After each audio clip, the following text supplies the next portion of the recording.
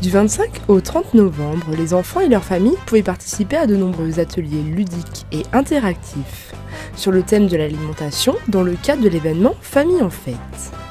Une semaine conviviale et riche en animation qui s'est clôturée à la salle de la Croix des Têtes de Saint-Julien-Mont-Denis par une après-midi festive et gourmande. Eh bien, c'est la 5e édition de cet événement qui effectivement se déroule de Aiguebelle jusqu'à la Haute-Maurienne. Nous sommes les derniers pour cette édition, voilà, et qui est donc pilotée par les animatrices, soit de relais, soit de l'AEP. Et puis chacune ensuite travaille avec ses partenaires sur chaque territoire et pour monter des animations et des après-midi un peu plus festives. Alors les animations ont attaqué lundi et puis sur le périscolaire, différentes structures, la fourmilière avec différents partenaires pour se clore aujourd'hui avec cet après-midi. Enfants et parents ont ainsi pu participer à de nombreuses activités tout au long de cette journée de clôture. Alors on a eu des ateliers gourmands bien sûr, puisque c'est la thématique, donc des ateliers autour des pâtes à tartiner. On a également des ateliers avec un vélo mixeur fait par le CIRTOM, l'Espace Jeune. On a des assiettes gourmandes, on a également du pliage de serviettes, un parcours psychomoteur, puisque bouger, manger, voilà, c'est le slogan de l'après-midi. Des jeux également prêtés par Pays Savoie Solidaire. Oui, donc la thématique c'était vraiment centrée sur la gourmandise.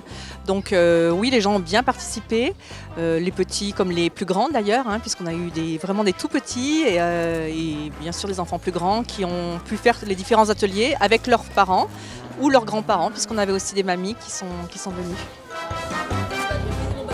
Les assiettes rigolotes étaient l'un des stands phares de cette journée, où Virginie proposait aux visiteurs de composer des assiettes originales, avec des fruits et des légumes pour former des visages, des objets ou des paysages. L'occasion pour les enfants de découvrir les différents aliments, tout en créant de magnifiques scénettes, souvent sur le thème de Noël, en ces périodes de fête.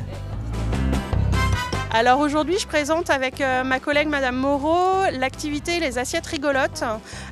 C'est une activité destinée principalement aux enfants et qui leur permet de manipuler avec des emporte-pièces les fruits, les légumes pour créer des assiettes rigolotes agréables à regarder et à déguster bien sûr.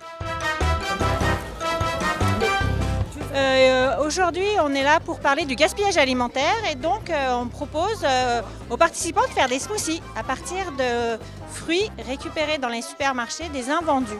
Donc c'est pour montrer un petit peu ce qu'on peut faire avec des fruits abîmés. Et donc après le mixeur, c'est un vélo mixeur. Donc on pédale pour avoir son smoothie. En parallèle de toutes ces activités, un concours de cuisine était organisé. Pour l'occasion, 5 familles composées de 2 à 3 enfants, accompagnées d'un parent, devaient réaliser en 2h30 2 recettes de leur choix, sans cuisson à partir d'ingrédients de saison et d'ustensiles de cuisine mis à leur disposition. Oui, c'était un concours organisé pour les familles et c'était surtout un concours familial et convivial pour partager un moment ensemble. Et les familles ont vraiment joué le jeu, elles ont dû se servir dans des paniers de saison, de fruits, de légumes de saison. Oui, ils ont une liste d'ingrédients, ils avaient le droit d'en amener 2 supplémentaires, un bonus que je pouvais acheter. Et du coup, ils ont pu réfléchir auparavant aux recettes qu'ils voulaient faire. Et certains ont improvisé parce que le but du jeu était aussi de partager un petit peu ce qu'il y avait à disposition. Donc ils ont très bien joué le jeu en se partageant les ingrédients, en se demandant qui avait besoin de quoi.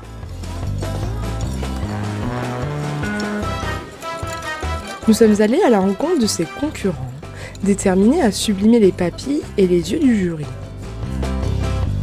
Alors on a fait des mug cakes. Avec du jambon, du fromage et puis une tarte aux fruits et à la pâte au chocolat. On a découvert les mug cakes qu'on n'avait jamais fait avant. Pareil et pour vous la avez tarte. goûté et vous avez Et goûté. C'est trop bon. Oui. Je suis venue avec les 2 petites, Suzanne et Luce. Et on est en train de préparer des petits bateaux en faisant des barquettes d'endives. Luce, elle m'aide à concasser les noix.